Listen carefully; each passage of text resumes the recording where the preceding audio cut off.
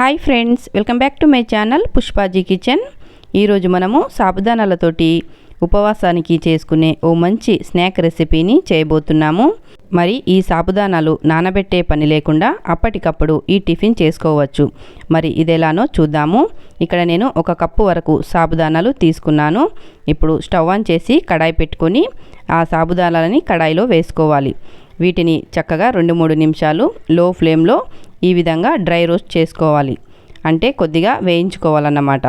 ఇప్పుడు వీటిని ఒక ప్లేట్లోకి తీసుకొని అదే కడాయిలో 1/2 కప్పు వరకు పల్లీలని లైట్గా వేయించి తీసుకోవాలి.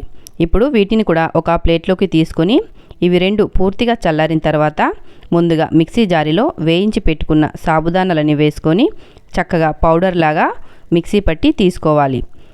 చూస్తున్నారు కదా వీడియోలో, ఈ విధంగా చక్కగా పౌడర్ లాగా చేసి ఈ సాబుదానా పౌడర్ని ఒక గిన్నెలోకి తీసుకొని అదే మిక్సీ జారీలో వేయించిన పల్లీలు వేసి బరకగా కొద్దిగా గ్రైండ్ చేసి తీసుకోవాలి.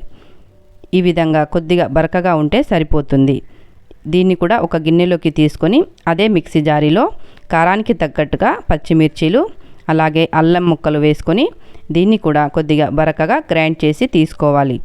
చూడండి, ఈ విధంగా పచ్చిమిర్చి పేస్ట్ని ఇవన్నింటిని రెడీగా పక్కనుంచుకోవాలి. ఆ తర్వాత ఒక బౌల్ తీసుకొని అందులో 2 ఉడికించిన ఆలూని తీసుకోవాలి. ఈ ఆలుగడ్డల్ని నేను ముందుగానే ఉడికించి పెట్టుకున్నాను. వీటిని పూర్తిగా చల్లారిన తర్వాత ఈ విధంగా గ్రేటర్ తోటి గ్రేట్ చేసి తీసుకోవాలి. ఈ ఆలుగడ్డల్ని స్మాష్ చేసి కూడా తీసుకోవచ్చు. అలా తీసుకుంటే అక్కడక్కడ గడ్డలుగా ఉంటాయి కాబట్టి ఈ విధంగా గ్రేట్ చేసుకుంటే చక్కగా స్మూత్గా వస్తాయి. ఆ తర్వాత అందులోనే మనం ముందుగా మిక్సీ పట్టి ఉంచుకున్న సాబుదానా పొడి, అలాగే పల్లీల పొడి, అలాగే పచ్చిమిర్చి పేస్టు, కొద్దిగా కట్ చేసిన కొత్తిమీర, 1/2 టీ స్పూన్ వరకు జీలకర్ర, తగినంత ఉప్పు వేసుకొని వీటన్నింటిని చక్కగా కలిపేసుకోవాలి. అయితే ఇక్కడ ఈ బౌల్లో ఇవన్నీ సరిగ్గా మిక్స్ అవ్వట్లేదు. నేను ఒక పెద్ద ప్లేట్లోకి ఈ మిశ్రమాన్నంతా తీసుకున్నాను. ఇప్పుడు ఇందులో కొన్ని నీళ్లు వేసుకుంటూ కలుపుకోవాలి. అయితే నీళ్లు ఒకేసారి వేసుకుంటే మెత్తగా అయిపోతుంది. అందుకని ఒక 1/2 కప్పు నీళ్లు ముందుగా తీసుకొని వాటిని కొన్ని వేసుకుంటూ ఈ విధంగా పిండి ముద్దలాగా చేసుకోవాలి. దీనికి నీళ్ళ కొలత ఏమీ ఉండదు. నీళ్లు ఎన్ని అవసరం ఉంటాయో అన్ని తీసుకోవచ్చు. ఇలా పిండి ముద్దలా చేసిన తర్వాత ఒక బౌల్ని బోల్రించి 1 గంట పాటు పక్కనుంచుకోవాలి, లేదా అరగంట అయినా కంపల్సరిగా పక్కనుంచాలి. ఇప్పుడు మనం గ్రీన్ చట్నీ చేసుకుందాము. దానికోసం కారానికి తగ్గట్టుగా పచ్చిమిర్చీలు, 2-3 అల్లం ముక్కలు, కొద్దిగా కొత్తిమీర, అలాగే 2-3 టీ స్పూన్ల పల్లీల పొడి, నీళ్లు తగినన్ని వేసుకొని మెత్తగా పేస్ట్ లాగా గ్రైండ్ చేసి తీసుకోవాలి. ఇక్కడ మన గ్రీన్ చట్నీ అయితే రెడీ అయిపోయింది. ఈ చట్నీకి తాలింపు ఏమీ అవసరం ఉండదు. ఇక మన సాబుదానా పిండిని చూద్దాము. ఇక్కడ నేను గంట సేపు నానబెట్టుకున్నాను.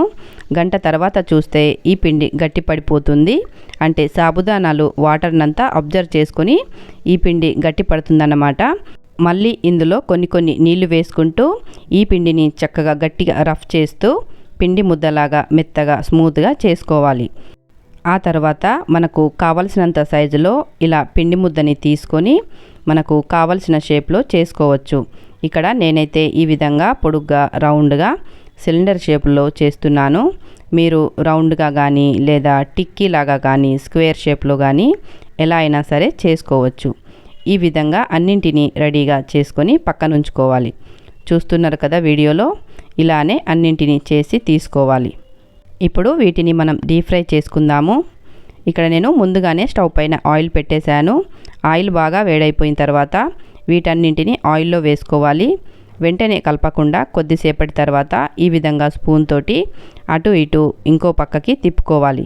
కొద్దిసేపటి తర్వాత ఇవి గట్టి పడతాయి. అప్పుడు చక్కగా అటు ఇటు తిప్పుతూ లైట్ గోల్డెన్ కలర్ వచ్చాక తీసేసుకోవాలి. చూస్తున్నారు కదా, ఈ విధంగా లైట్ గోల్డెన్ కలర్లో రాగానే వీటిని తీసుకోవాలి. ఇదే మాదిరిగా అన్నింటినీ చక్కగా ఫ్రై చేసుకోవాలి. ఎంతో టేస్టీగా ఈజీగా ఈ సాబుదానా స్నాక్ రెసిపీ అయితే రెడీ అయిపోయింది. ఈ విధంగా గ్రీన్ చట్నీతోటి చాలా బాగుంటాయి. మరి సాబుదానాలు నానబెట్టే పని లేకుండా ఒకవేళ ఎప్పుడైనా సాబుదానా నానబెట్టడం మర్చిపోయినా కూడా ఈ విధంగా మనకు వెంటనే అప్పటికప్పుడే సాబుదానాలు మిక్సర్లో వేసుకొని పౌడర్ లాగా చేసి చక్కటి టేస్టీ స్నాక్ రెసిపీని చేసుకోవచ్చు. మరి ఉపవాసాలు లేనప్పుడు చేసుకునేది ఉంటే ఇందులో ఉల్లిపాయ ఎల్లిపాయ వేసుకోవచ్చు. ఒకవేళ ఉపవాసానికైతే ఇదే మాదిరిగా చేసుకోవాలి. ఇవి లోపల సాఫ్ట్గా బయట క్రంచిగా చాలా బాగుంటాయి. వీటిని గ్రీన్ చట్నీతో కానీ లేదా టమాటో సాస్తో కానీ తీసుకోవచ్చు.